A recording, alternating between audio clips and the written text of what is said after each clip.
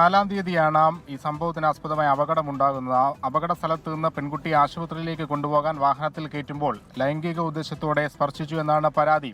അതിന് പിന്നാലെ പരാതി പെൺകുട്ടി പോലീസിൽ ഔദ്യോഗികമായി നൽകിയെങ്കിലും പ്രതിയായ സിനിൽ സവാദിനെതിരെ ഇതുവരെ കാര്യമായ നടപടികളൊന്നും സ്വീകരിച്ചില്ല എന്ന പരാതി കൂടി പെൺകുട്ടി പറയുന്നുണ്ട്. പക്ഷേ പോലീസിന്റെ ഭാഗത്തുനിന്ന് ഒരു വീഴ്ചയും ഉണ്ടായിട്ടില്ല, കൃത്യമായ ഇടപെടൽ നടത്തി എന്നുള്ളതാണ് DGP ആവശ്യപ്പെട്ട പ്രകാരം നൽകിയ റിപ്പോർട്ടിൽ ആലപ്പുഴ ജില്ലാ പോലീസ് മേധാവി MB മോഹനചന്ദ്രൻ നൽകിയിരിക്കുന്ന വിവരങ്ങൾ.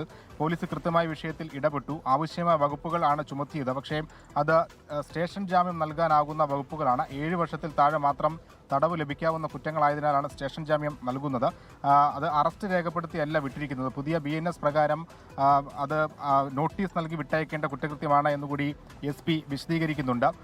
ഈ കുട്ടിയുടെ രഹസ്യമൊഴി രേഖപ്പെടുത്താൻ, പരാതിക്കാരുടെ രഹസ്യമൊഴി രേഖപ്പെടുത്താൻ 7-ാം തീയതി തന്നെ കോടതിയിൽ അപേക്ഷ നൽകിയതായും വിശദീകരിക്കുന്നുണ്ട്. ഈ പെൺകുട്ടിയുടെ പരാതിയുടെ അടിസ്ഥാനത്തിലാണ് കായംകുളം SHOയെ അന്വേഷണ ചുമതലയിൽ നിന്ന് മാറ്റി നിർത്തി കായംകുളം DYSPക്ക് അന്വേഷണത്തിന്റെ ചുമതല നൽകിയിരിക്കുന്നത്.